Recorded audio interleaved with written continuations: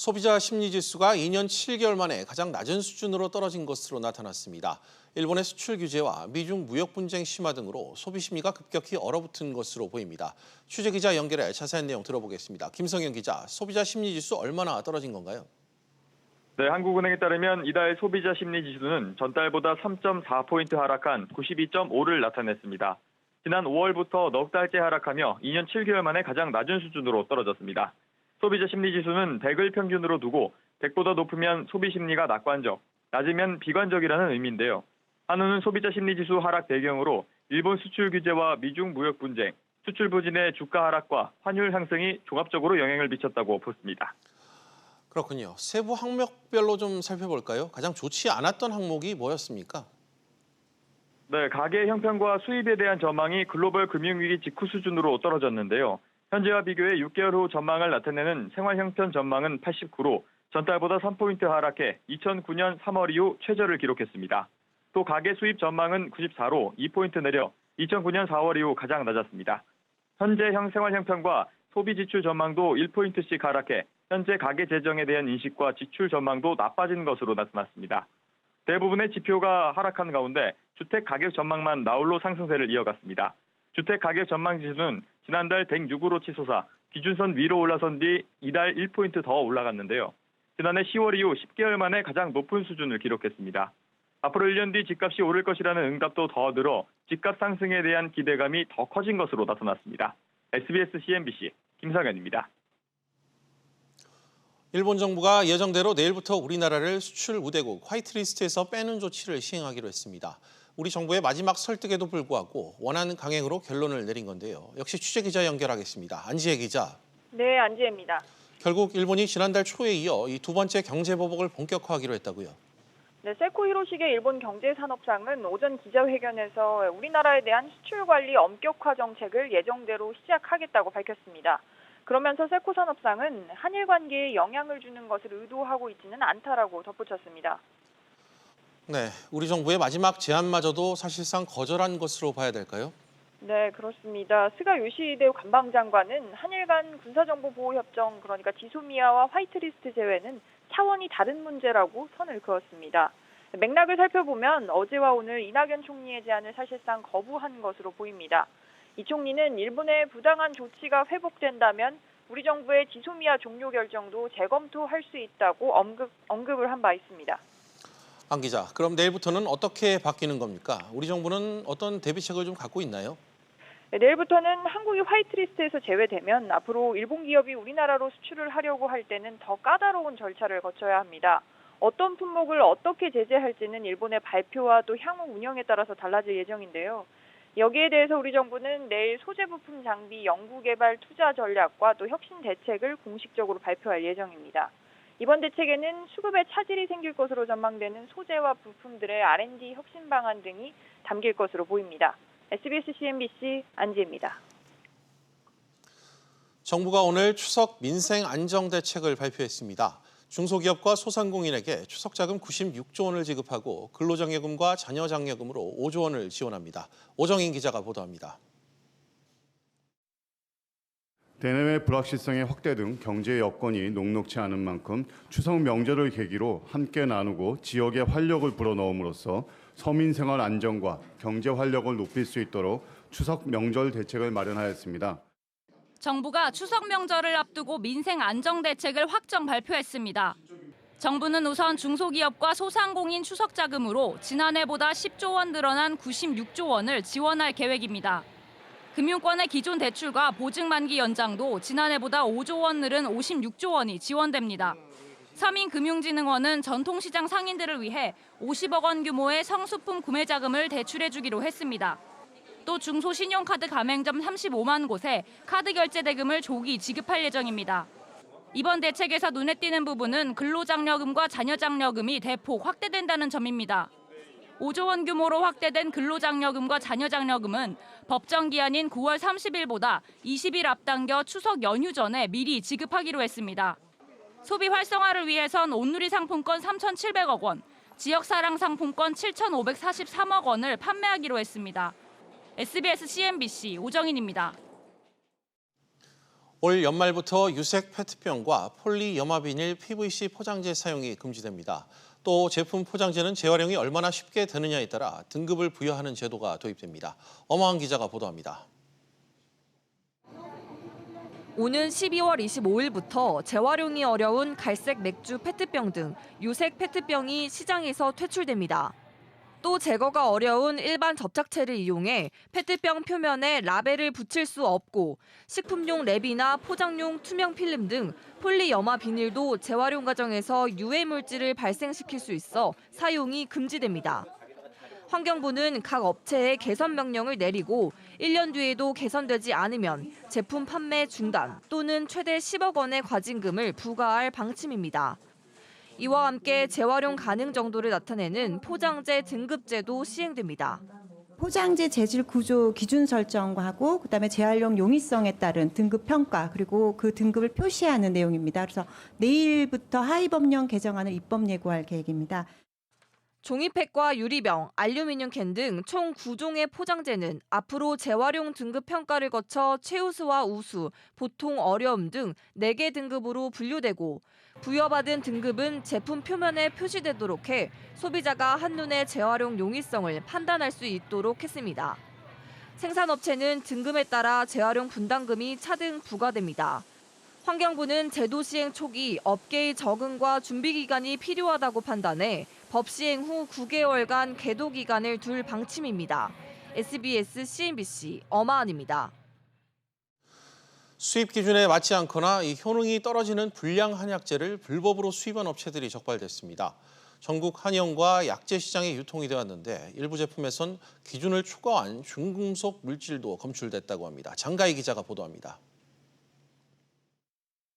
창고 안에 내용물이 가득 찬 포대들이 겹겹이 쌓여 있습니다. 포장을 뜯었더니 수입된 한약재가 우르르 쏟아져 나옵니다.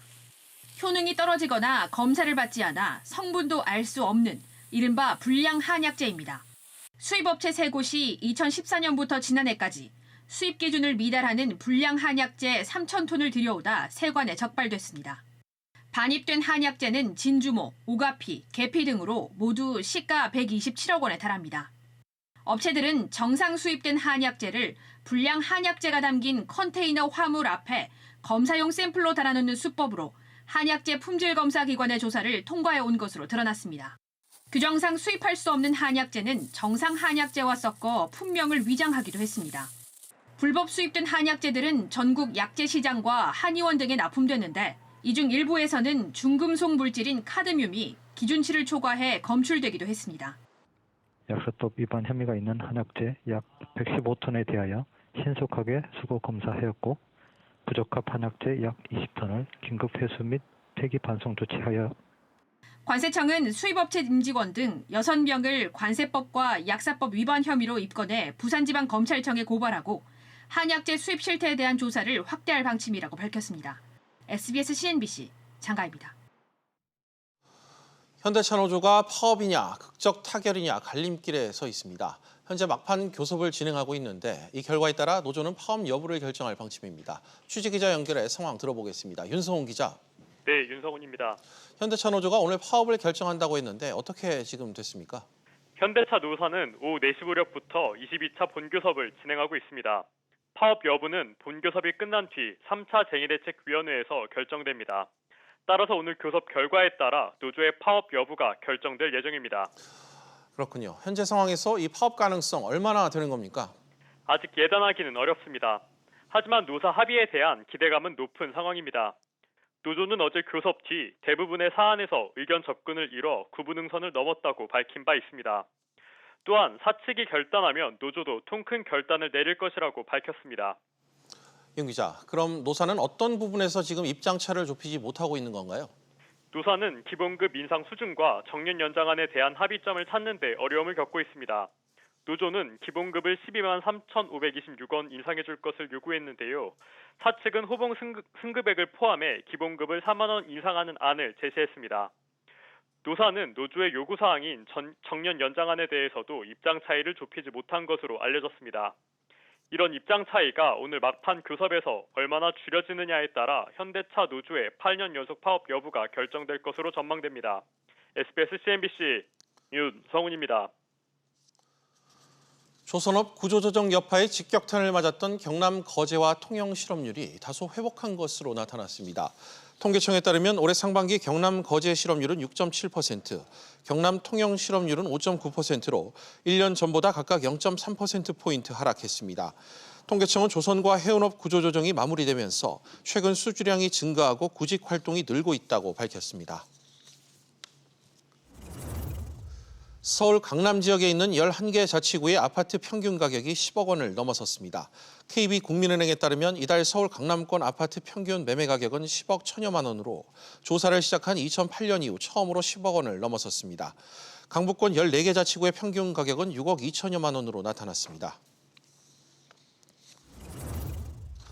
취업 포털 잡코리아는 올 하반기 대기업 125곳의 대졸 신입사원 첫해 연봉이 평균 4,086만 원으로 집계됐다고 밝혔습니다.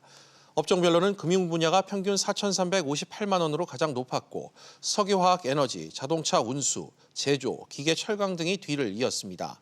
중소기업 대졸 신입사원 초임 평균 연봉은 2,769만 원으로 대기업의 67% 수준인 것으로 조사됐습니다.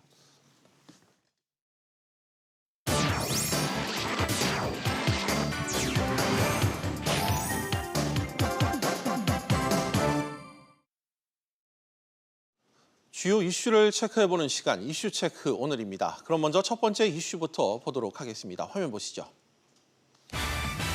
끝나지 않은 가습기 살균제 참사. 사회적 참사 특별조사위원회가 가습기 살균제 진상규명 청문회를 시작했습니다. 오늘부터 이틀 동안 80여 명의 증인으로부터 참사 경위 또 대응 과정의 문제점 등을 밝힐 예정인데요. 청문회 첫날인 오늘 현장을 취재한 김성훈 기자와 자세히 짚어보겠습니다. 김 기자. 예. 오늘 진상조사위에서 새롭게 밝혀진 내용이 좀 있나요? 네, 오늘 청문회에서 사회적 참사 특별조사위원회는 가습기 살균제 사태에 책임이 있는 SK케미칼과 애경산업이 지난 2017년 상황 수습을 위한 협의체를 만들었다고 밝혔습니다. 특조위가 공개한 내부 회의록에는 두 기업이 검찰과 공정거래위원회의 내부 동향과 환경부의 시험 진행 상황 등을 공유한 정황이 담겼습니다. 또 피해자 구제를 위한 특별법 개정안의 입법을 막기 위해 정계와 언론의 압력을 가하려 했다는 의혹도 제기했습니다. 예. 이에 대해 두 기업의 전 현직 임원들은 모른다거나 혹은 보고받은 바 없다고 답했습니다. 특조위는 또 비공개 증인을 통해 SK케미칼의 전신인 유공이 지난 1994년 가습기 살균제 출시에 앞서 직원들에게 사용을 권유했다는 사실도 밝혔습니다. 기업 대표들 오늘도 고개를 좀 숙였죠? 네, 신문위원들은 기업 대표들에게 피해자에 대한 사과를 요구했는데요. 최창원 전 SK케미칼 대표는 자리에서 일어나 방청석을 향해 고개를 숙였습니다. 직접 보시겠습니다. 가습기 살균제로 인해서 피해를 보고 고통을 당하시는 피해자분들께 또 그리고 가족분들께 진심으로 사과의 말씀을 전합니다. 애경그룹의 최동석 부회장도 사과의 뜻을 밝혔습니다. 사태 대응에 있어 미흡한 부분이 있었다고 인정하면서 사회적 책임을 성실히 지겠다고 말했습니다. 예. 그러나 재판이 진행 중이라는 이유로 구체적인 피해 보상 방안을 밝히지 않아 방청석에서 야유가 나오기도 했습니다. 증인신문에 앞서 피해자들은 진술을 통해 기업과 정부에 대한 책임 있는 행동을 요구했는데요. 한 피해자는 호흡기를 단 부인과 함께 나와 피해자는 있는데 가해자는 없다고 하소연했습니다. 직접 들어보시겠습니다. 피해자는 있는데 아직까지 한마디 사과도 없이 가해자가 없는 이런 현상을 어떻게 봐야 될까요? 지금 많은 피해자들이 울분에 차 있지 않습니까? 김 기자, 내일도 청문회가 좀 이어지죠? 네, 내일도 기업과 정부에 대한 질의가 예정돼 있는데요. 오전에는 옥시 렉시펜키저와 LG 생활건강을 대상으로 안정성 검토가 충분히 이루어졌는지 또 대응 과정에 문제가 없었는지 등에 대해 초점이 맞춰질 것으로 보입니다. 오후에는 환경부와 국방부, 질병관리본부를 대상으로 질의가 이어지는데요. 앞서 지난 19일 특조위는 군부대에서도 800개 이상의 가습기 살균제 사용 사실을 확인했다고 밝혔는데 이와 관련한 집중적인 추궁이 이어질 것으로 예상됩니다. 네, 김 기자 잘 들었습니다. 네, 그럼 다음 이슈로 넘어가겠습니다. 두 번째 이슈입니다. 공정위 김상조 시즌2 개막.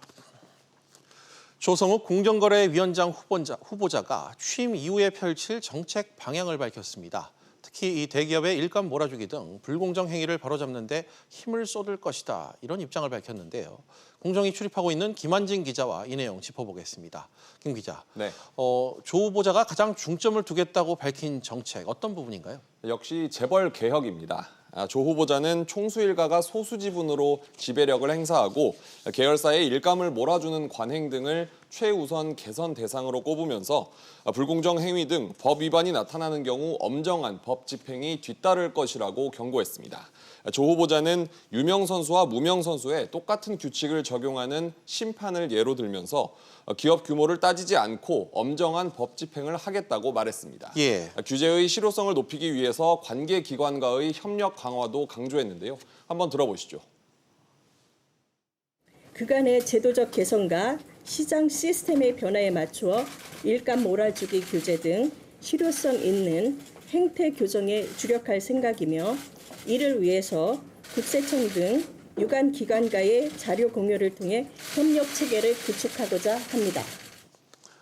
김 기자, 대기업과 이 중소기업 간의 이 상생도 좀 강조를 했다고요. 네, 조 후보자는 일본 수출 규제와 미중 무역 분쟁 등 대내외적 상황이 급변하는 가운데 국제 분업에 지나치게 의존해온 대기업들이 한계에 부딪혔다고 설명했는데요. 이를 해결하기 위해서 대기업이 혁신적이고 경쟁력 있는 중소기업을 찾아 장기적인 성장 파트너로 키우는 상생협력 생태계를 구축하겠다고 밝혔습니다. 여기서 다시 한번 대기업의 일감 몰아주기가 언급이 되기도 했는데요. 중소기업에게 어려움을 겪게 할 뿐만 아니라 대기업에게도 비효율적이라고 말했습니다. 그렇군요. 또 그런가 하면 오늘 언급된 내용들 가운데 이 정보통신 기업들에 대한 언급이 있었는데 이 부분이 좀 눈길을 끌었다고요? 네, 조 후보자는 구글이나 애플 그리고 네이버 등 정보통신 기술, 즉 ICT 기업의 불공정 행위가 우리 경제에 미치는 파급 효과가 크다며 개별 사건을 조사하고 제재하는 데 머물지 않고 구조적 개선을 이끌어내겠다고 말했습니다. 예. 조 후보자는 또 플랫폼이나 빅데이터 사업자들이 정보를 독점하거나 또 독점적 지위를 이용하는 것이 문제가 될 것으로 본다고도 말했는데요. 불법 행위에는 엄정히 대응하되 또 지나친 개입으로 혁신 성장을 가로막지 않도록 조심할 것이라고 덧붙였습니다. 네, 김 기자 잘 들었습니다. 그럼 마지막 이슈 짚어보겠습니다. 세 번째 이슈입니다. SK 포스코 회동. 최태원 SK그룹 회장과 최정우 포스코 회장이 그룹 간 협력을 논의한 사실이 뒤늦게 알려졌습니다. 국내 굴지의 대기업 수뇌부가 만난 것을 놓고 지금 여러 해석이 나오고 있는데요. 산업부 윤지혜 기자와 이 내용 짚어보도록 하겠습니다. 윤 기자, 네. 최태원 SK그룹 회장과 최정우 포스코 회장의 회동, 이 재계 주 수장의 만남이 좀 이례적인 것 같아요. 네, 맞습니다. 재계에 따르면 이번 달 중순에 최태원 회장과 최정우 회장이 서울 모초에서 그룹 계열사 경영진들과 함께 회동을 가졌습니다. 이 자리에는 SK와 포스코 계열사 사장들이 대거 참석을 했는데요. 이게 바로 눈여겨볼 점입니다. 유정준 SKENS 사장과 유영상 SK텔레콤 부사장, 그리고 박기용 포스코에너지 사장과 김영상 포스코인터내셔 사장 등 이 어떤 그 포스코와 SK의 각 계열사들 사장들이 함께 배석을 해서 단순히 친목 차원을 넘어서서 그룹 계열사 간 시너지를 낼 수 있는 방안이 논의되지 않았겠느냐, 이런 추측이 나오고 있습니다. 예, 방금 개략적인 언급을 좀 해주셨는데 구체적으로 어떤 협력 방안이 좀 논의가 된 것으로 관측됩니까? 네, 우선 정확하게 어떤 얘기가 회동에서 오갔는지는 파악이 어려운데 그래도 이 참석한 사장단을 중심으로 미뤄 짐작을 해볼 수가 있습니다. 자원개발과 에너지 분야 등 사업에서 주로 포괄적인 논의가 이뤄졌을 것이다, 이런 관측이 우세한데요. 예를 들어서 SKENS가 보유한 광양의 LNG, 이 액화천연가스라고 하죠. 이 발전소가 15년 이상 포스코 소유의 광양 터미널을 통해서 LNG를 들여오고 있는 상황입니다. 또 이 발전소에서는 이 포스코의 전기도 공급하면서 서로 협력 관계를 맺고 있는 상황인데요. 최정우 회장은 취임 이후에 100대 개혁 과제 중 하나로 이 LNG 운송 중간, 요 미드스트림이라는 이런 표현을 쓰고 있는데 이런 부분에 대한 사업 재편을 추진을 하고 있습니다. 예. 그런데 이 포스코 인터내셔널과 이 가스 사업과 에너지를 연결하는 이 발전 사업 간 시너지를 내는 형태가 이 SK ENX 역시 동일한 방향으로 또 밸류체인을 구성하고 있기 때문에 양쪽에 이렇게 공통점이라든지 유사한 방식의 사업이 진행되고 있다고 볼 수 있습니다. 그렇군요. 포스코와 SK가 협력하면 어떤 분야가 서로 좀 시너지가 날까요? 재미있는 점은 우선 두 회사가 경쟁 업체라든지 혹은 사업 영역이 많이 겹친다 이렇게 보기는 어렵습니다. 예. 그 때문에 오히려 포괄적인 사업 영역에 대한 이 협력 이 정도로 가능할 것이다 이런 얘기가 나오고 있는 건데요. 또 이 신성장 동력이 이 재계 화두인 만큼 이 다양한 분야를 엮어서 볼 수도 있을 것 같습니다. 네. SK텔레콤은 지난해부터 이 5세대 이동통신을 기반으로 스마트 팩토리 사업을 하겠다 이렇게 밝힌 바가 있는데 포스코 역시 최대의 스마트 팩토리를 가지고 있고 또 추진을 하고 있거든요. 그렇지만 이번 만남을 계기로 2차 전지 배터리 사업이라는 관측이 많이 나왔지만 다소 앞서 나갔다고도 볼 수 있을 것 같습니다. 예. 정작 이 SK이노베이션 사장이 동석을 하지 않은 것으로 파악이 돼서 2차 전지까지 무리하게 엮긴 어렵다라고 볼 수 있습니다. 그렇지만 이 모든 상황을 종합적으로 봤을 때 최정우 회장이 2차 전지 소재인 리튬 개발, 광산 자원 개발에 계속 주목을 하고 있는 상황이기 때문에 확장성은 또 기대를 할 수 있을 것 같습니다. SK와 포스코 모두 이 자리에서 양해각서를 맺거나 구체적인 내용을 이렇게 논의하거나 밝힌 바는 없지만 이번 만남이 일회성이 될지 아니면 앞으로 계속 반복돼서 회동을 가질지를 좀 지켜봐야 할 것 같습니다.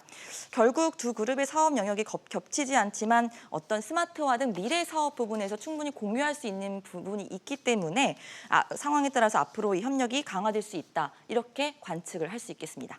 네, 윤 기자 잘 들었습니다. 네, 비즈플러스 계속해서 오후 토론으로 이어가겠습니다. 오후 토론은 시청자 여러분들도 유료 문자 100원으로 의견 보내주시면 실시간 토론에 참여하실 수 있습니다. 샵 3698번으로 많은 참여 부탁드리겠습니다.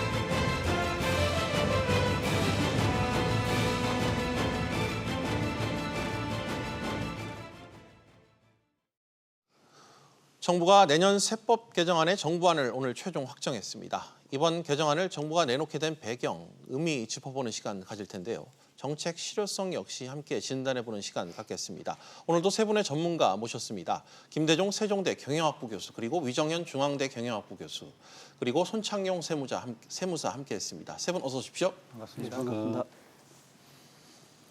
네, 먼저 김 교수님께 좀 여쭙도록 하겠습니다. 이번 세법 개정안에 정부가 초점을 좀 맞춘 부분, 강조하는 방향이 뭔지 좀 설명을 좀 부탁드리겠습니다. 최근에 이제 미중 무역 갈등이 좀 확대되고 있고 또 한일 갈등이 또 새롭게 등장했습니다. 예. 또 뭐 영국의 브렉시트도 나오고, 그러니까 전 세계 경제로 대외적으로 굉장히 어려우니까 우리 기업의 좀 경제를 좀 활성화 좀 해줘야 되겠다 이렇게 해서 정부가 했는 건데요.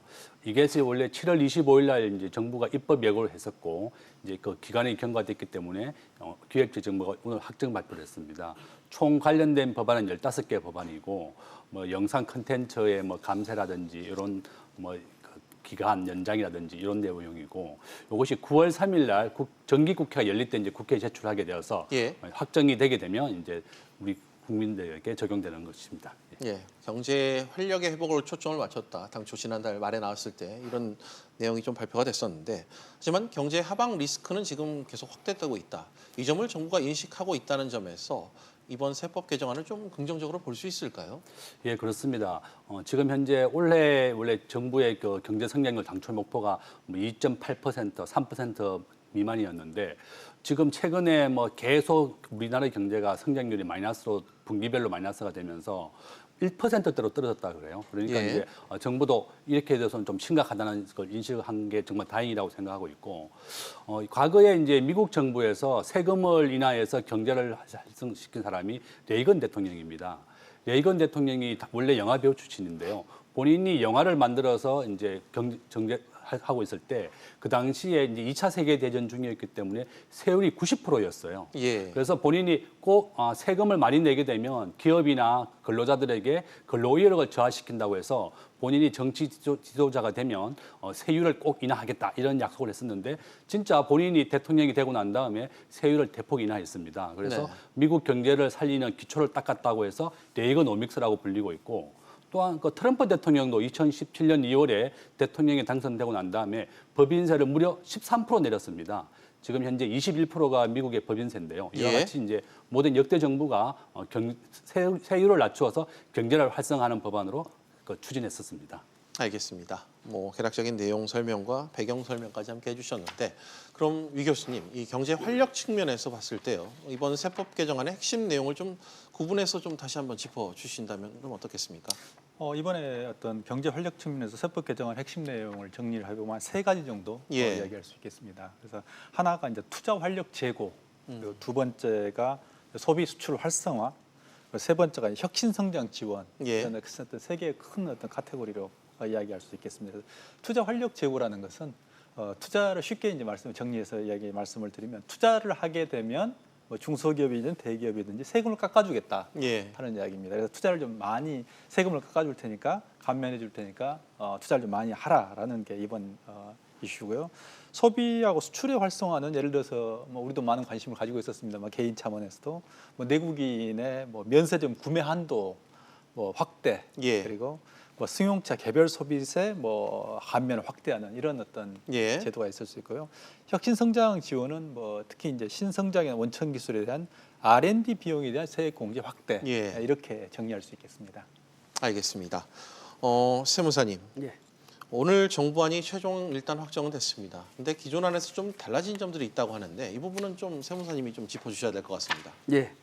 저 기존에 7월 25일 날 저희들이 이제 세법 개정안이 나왔고 거기에 대한 의견을 수렴해서 몇 가지 수정된 내용이 있습니다. 예. 대표적인 게 이제 영상 콘텐츠 제작 비용에 대해서 세액 공제를 적용해 주는데 1년 적용하던 부분을 3년으로 연장을 하도록 했고요. 예. 그다음에 중소기업 창업투자조합 출자에 대한 소득 공제에 관련되는 부분도 개정 전과 동일한 방법으로 변경이 되었고요. 여기에 이제 투자자의 선택권을 보장하는 측면에서 동일하게 변경을 했습니다.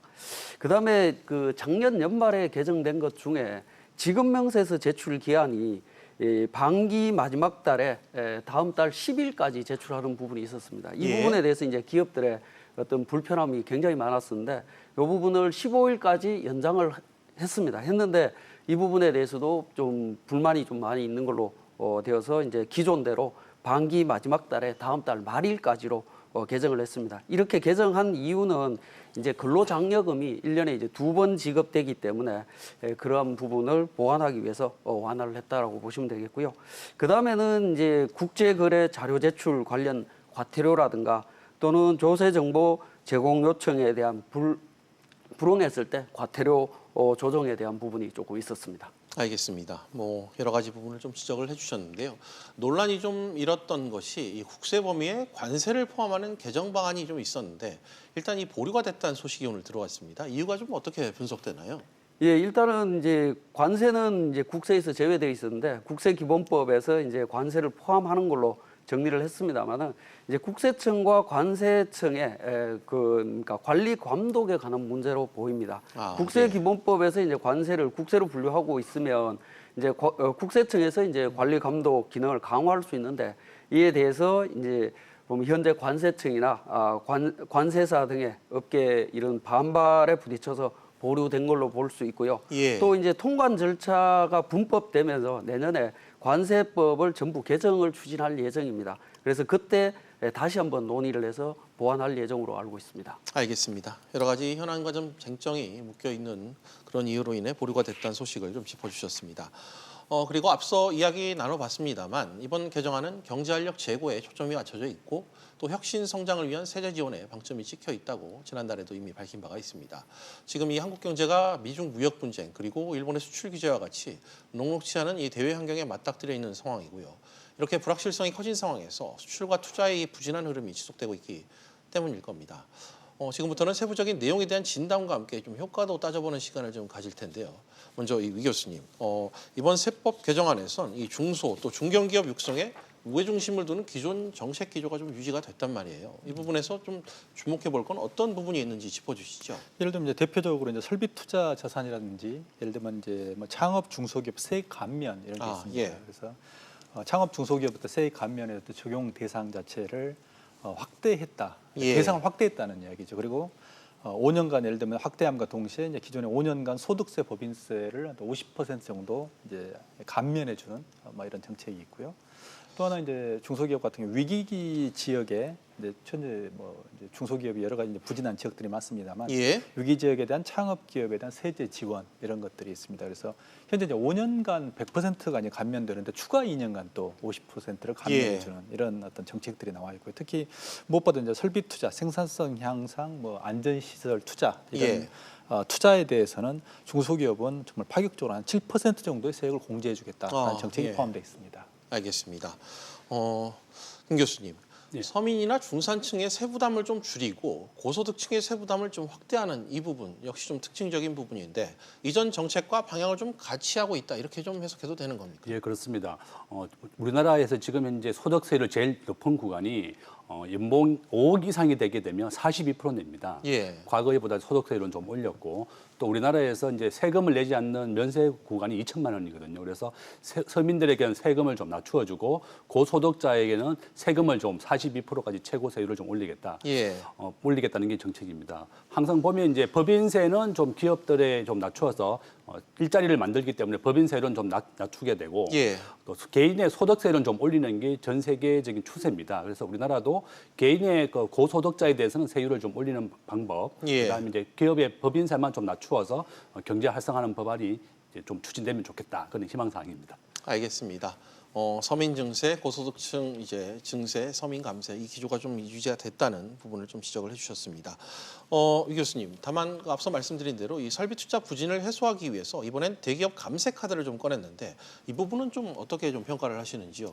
현재 이제 대기업이 직면하고 있는 환경을 우리가 생각하지 않을 수 없습니다. 그래서 예. 현재 대기업의 어떤 현금 보유량 자체가 증가하고 있습니다만 2018년 기준으로 약 한 170조 정도의 현금 보유를 하고 있습니다. 네. 이건 이제 작년에 비해서 2017년에 비해서 한 7.6% 정도 증가하고 있는 상황입니다만 반대로 2018년에 설비 투자는 4.2% 감소했습니다. 그러니까 현금 보유는 증가하고 설비 투자는 감소한 상황은 글로벌 국내외 경기 상황에 대해서 비관적으로 보고 있다는 이야기죠. 이런 점에서 이번 그러니까 결국엔 이번 조치는 세금을 감면해 줄 테니까 일단 투자를 하라라는 시그널인데 그럼에도 불구하고 대기업들은 이런 어떤 현금 보유와 투자를 줄이는 이런 어떤 하나의 액션을 행동을 아마 바꿀 거라고는 생각하지 않습니다. 이제 그러기에는 지금 대외적인 환경이 너무나 지금 악화되어 있기 때문에 그리고 현재 이번 감세 카드 자체가 그렇게 대기업에게 파격적인 수준은 아니기 때문에 그렇게 큰 효과가 있을 거라는 생각하지 않습니다. 예, 뭐 대외 환경이 상당히 좀 좋지 않은 여건 탓에 정부가 좀 이렇게 좀 기조를 열었지만 크게 바뀌진 않을 것 같다 이런 관측을 해주셨는데 김 교수님은 좀 의견이 비슷하신가요? 어떠신가요? 예, 그렇습니다. 저도 연구 투자라든지 시설 투자에 대해서는 정부가 파격적으로 세액 공제를 좀 해줘야 되는데 그렇게는 진행되지 못하고 있습니다. 지금 현재 우리나라가 이제 법인세율은 지방세를 포함하면 27.5%고 미국은 21%입니다. 트럼프 대통령이 아까 말씀드린 것 같이 13%나 낮추어서 기업의 투자 활성화를 많이 하고 그래서 전 세계 미국 기업들이 나가 있던 것을 다시 미국으로 회귀시키고 있어요. 애플 공장이 중국에 있는데 그 미국으로 다시 와라. 이제 도와주겠다 이렇게 트럼프 대통령이 주장하고 있고 전 세계에 흩어진 기업들을 오히려 미국으로 지금 불러들여서 세금을 낮추어주고 일자리를 만들어주고 있어서 미국의 지금 일자리가 굉장히 활성화된 것입니다. 일본도 마찬가지로 법인세를 낮추어서 일자리를 많이 만드는 정책을 하고 있는데 그래서 이제 우리나라도 법인세율을 좀 인하하고 기업에 대해서 투자 감세라든지 이런 투자 친시장 정책을 좀 해달라 그래서 기업들이 계속 요구하고 있는 상황인데 정부가 이번에 한시적이나마 좀 이렇게 좀 인식을 하신 것 같아요. 경제를 좀 활성화해야 되겠다. 그것은 다행이라고 보고 있습니다. 알겠습니다. 한시적 감세로 이제 투자 마중물 역할을 좀 하겠다는 그 정부의 의도. 하지만 다른 나라처럼 실질적인 좀 세율 인하가 필요하다는 의견까지 좀 덧붙여 주신 것 같습니다. 세무사님, 그런데 사실 상속세나 이 증여세 부담을 덜어주는 방안들 의외란 반응이 좀 많지 않았습니까? 네, 그렇습니다. 이번에 개정안 중에 가업 상속 공제 사후 관리의 기준을 대폭 완화한 점이 대표적인데요. 이 부분은 과거 정권에서도 계속 건의가 이루어졌던 부분인데 우리 부자 감세라는 이유 때문에 개정이 이루어지지는 않았습니다. 그렇죠. 그런데 이 부분에 대해서 워낙에 그러니까 업계 쪽에서 많이 요구가 있었기 때문에 들어졌는데 그 부분을 잠시 살펴보면 이제 가업 상속 시에 이제 상속세 부담으로 인해서 가업 등의 경영을 축소되는 것을 방지하고 계속 기업을 경영하도록 하는 것 하고 또 고용이 유지되는 것이 유리하다라고 보고 제도를 도입을 했습니다. 완화를 했다라고 볼 수 있는데요. 그러나 현재 이제 기업은 가업 상속 제도에 있어서 이제 가장 중요한 게 세액 공제를 받는 대신 고용을 유지를 해야 됩니다. 그런데 이제 고용 유지라고 하는 부분이 일반적으로 보면 이제 고용이 계속 감소되는 게 기업의 추세입니다. 그런데도 불구하고 이걸 10년 동안 유지를 해야 되기 때문에 가업 상속 공제 제도에 대해서 실효성이 굉장히 떨어지고 있습니다. 실질적으로도 상속을 할 때 가업 상속에 대한 요건을 검토하면서 고용 유지 조건 때문에 이 공제를 포기하거나 또는 적용하신 분들도 지금 현재 굉장히 힘들어들 하고 계십니다. 그런 현실을 반영해서 이제 고용 유지 조건을 10년에서 7년으로 단축을 했고요. 그다음에 단축된 매년 이제 고용 유지 조건이 80% 이상 고용을 해야 되고 7년간 100% 유지하면 됩니다. 이게 이제 10년에서 7년으로 줄어들었다라는 부분이고요. 그다음에 또 한 가지는 업종 변경에 있어서도 상속 받았을 때 유지했던 업종을 계속 유지를 해야 되는데 그 변경 범위를 표준 산업 분류에 나와 있는 이제 분류 단계가 5단계가 있는데 이 부분을 이제 세 번째 단계 소분류라고 하는 데에서 유지를 해야 되는데 이 부분을 이제 중분류까지 범위를 확대를 했습니다. 예를 들면 모피 제조업을 하시는 분 같은 경우에는 10년 동안 계속 모피 제조업을 해야 됩니다. 그런데 변경이 되면 모피 제조뿐만 아니라 봉제 의복이라든가 편조 의복이라든가 이런 쪽으로 조금 변경을 할 수 있다라는 겁니다. 그래서 기업의 그 환경이라든가 이런 쪽에 맞춰서 갈 수 있도록 해주도록 개정을 했습니다. 이렇게 개정됨으로 인해서 상속자들이 회사 경영에 숨통을 열어줬다 평가할 수 있겠습니다. 덧붙여서 좀 하나만 이 내용과 관련해 좀 여쭤보고 싶은 게 이번 상속세나 증여세 부담 일선에서 좀 상담을 많이 하시겠잖아요. 좀 이 평가가 실제로 좀 미흡하지 않나 이런 생각도 좀 있어 보이는데 좀 어떻게 일선 반응이 좀 궁금합니다. 일단은 가업 상속과 관련해서는 지금 개정안에 있어서는 이제 그 부칙 사항에서 과거에 적용받던 분들도 적용해 주는 걸로 지금 개정은 되어 있습니다. 개정할 예정으로 되어 있습니다. 그런 부분까지는 이제 다행으로 보여집니다만은 그래도 지금 현재 고용 유지가 80%와 100%를 계속 7년 동안 유지해야 된다라고 하는 부분이 상당히 큰 어려운 점으로 고용 남고 조건에 있습니다. 단서를 단 그 부분이 좀 아쉬운 부분이다. 조금 더 완화가 됐으면 좋겠다라는 말씀입니다. 알겠습니다. 역시 제가 방금 세무사님과 말씀하신 것처럼 실효성 부분이 관건이 될 것 같습니다. 이번 혜택 수준이 기업들의 실질적인 부담을 좀 덜어줄지는 의문이라는 반응이 나오는 것도 이런 이유에서인데요. 찔끔 지원이라는 이 비판에 불만의 목소리도 좀 작지 않은 그런 상황입니다.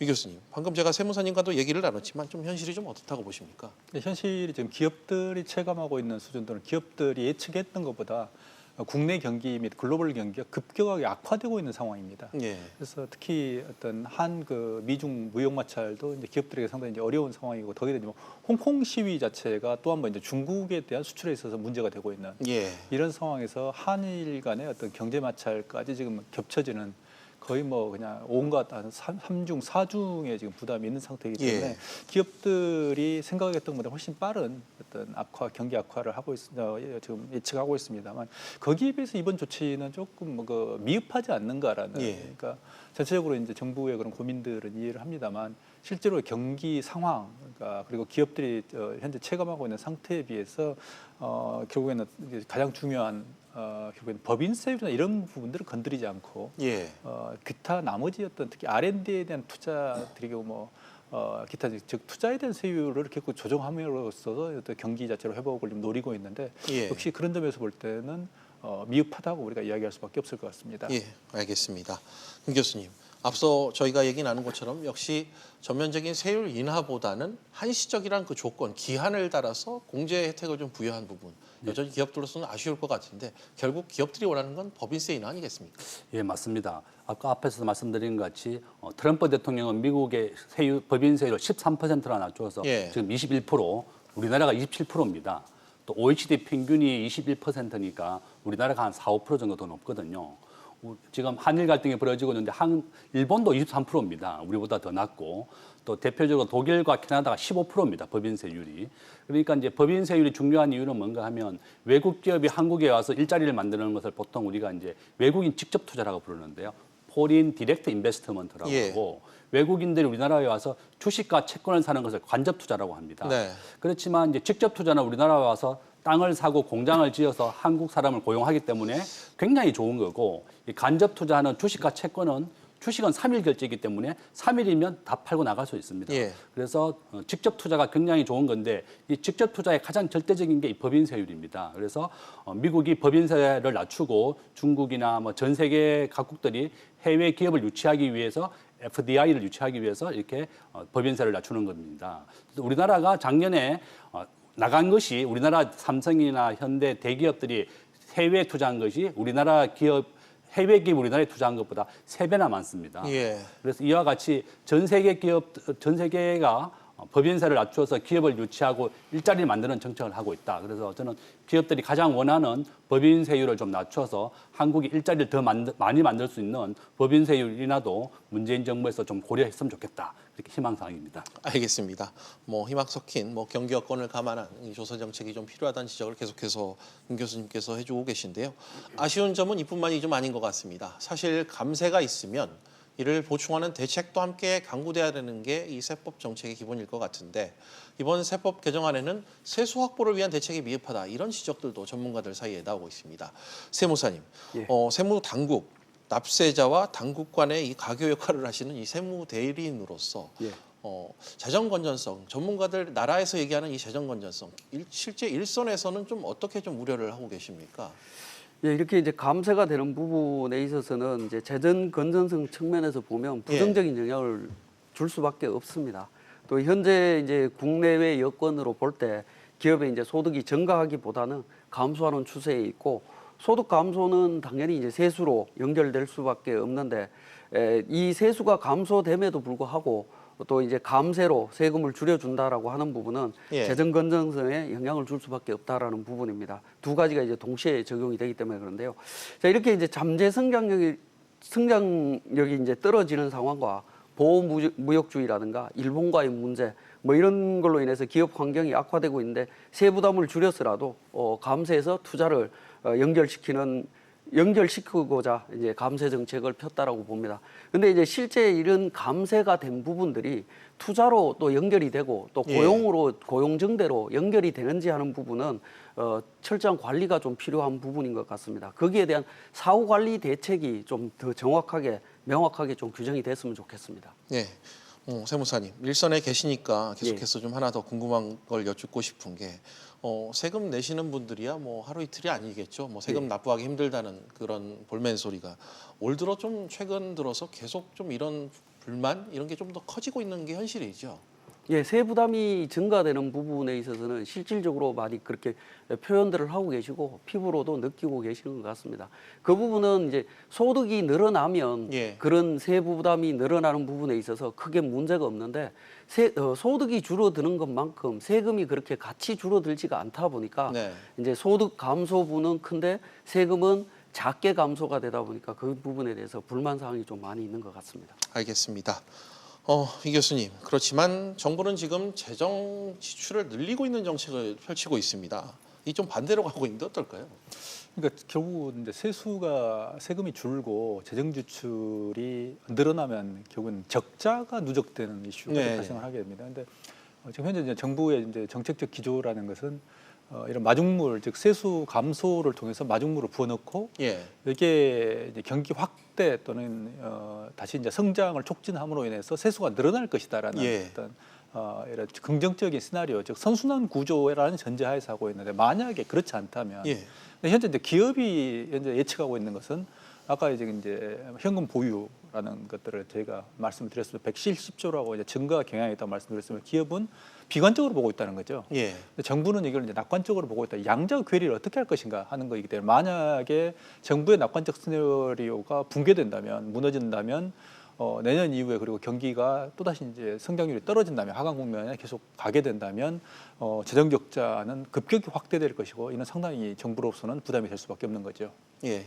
정부의 세수 전망 그리고 반대로 위험을 점점 크게 인식하고 있는 기업들 간의 이 괴리, 이 부분과 관련해 김 교수님께 이어서 계속 질문을 좀 드리겠습니다. 만약 정부의 지금 같은 이런 투자 유인책이 실제로 투자로 이어지지 않았을 경우에 그야말로 이 부작용이 발생한다는 얘기인데 세수가 줄어드는 리스크도 좀 함께 고려를 해야 될 거 아닐까요?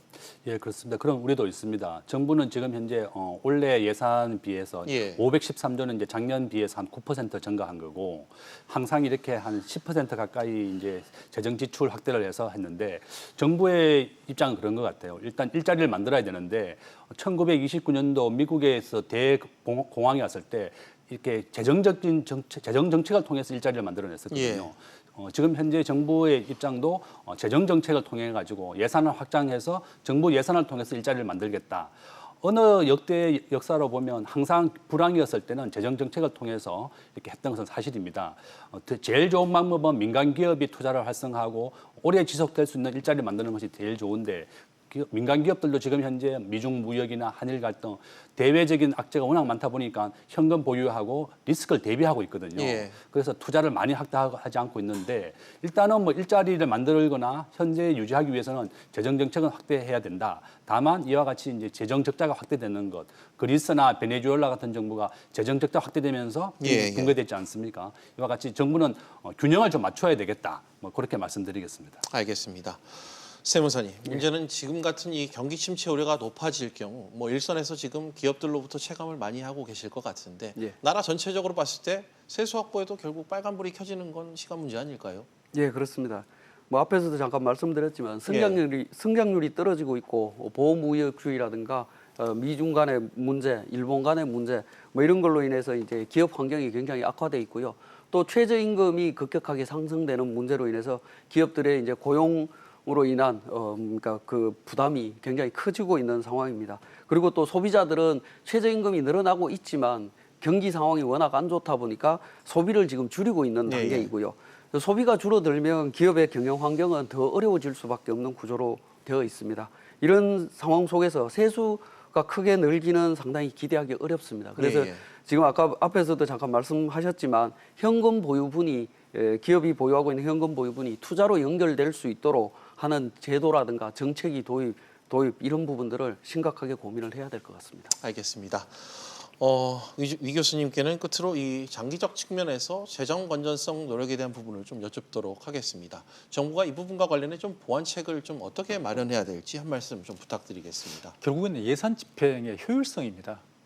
그러니까 현 자연 예산의 어떤 인건비 등등에서 자연 증가분만을 보더라도 매년 몇 %가 증가하려는 것은 그 명확 관화한 이야기입니다. 그래서 이제 증가 그럼에도 불구하고 이제 재정 적자도 쌓일 거라는 걸 이미 우리는 예상하고 있고 향후 경제 전망이 좋지 않다는 것도 이미 알고 있습니다. 그런 상태에서 뭐냐면 예산의 즉 인풋 대비 아웃풋, 즉 예산이 투입됐을 때 그 아웃풋 결과에 대한 즉 효율성을 높이지 않으면 결국 양적으로 아무리 확대를 해도 어떤 경제 전체적인 어떤 그 상태의 어떤 복구 또는 경제 활성화에는 도움이 안 된다는 거죠. 그래서 지금은 정부의 어떤 세수도 그렇습니다만 보면 세수의 감소를 무릅쓰고 양적으로 투입을 늘리겠다고 하는 양적 증가의 어떤 경향을 보이고 있습니다만 결국에는 이걸 어떻게 효율적으로 집행할 거냐 질적인 측면 이 부분을 우리가 좀 주의 깊게 봐야 되고 정부도 이 부분에 대한 좀 경각심을 가져야 된다고 생각을 합니다. 알겠습니다.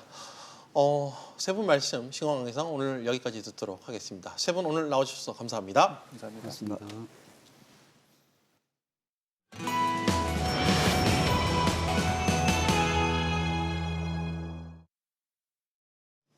비즈 플러스 오늘은 여기까지입니다. 다음 뉴스는 7시 뉴스 프리즘으로 이어집니다.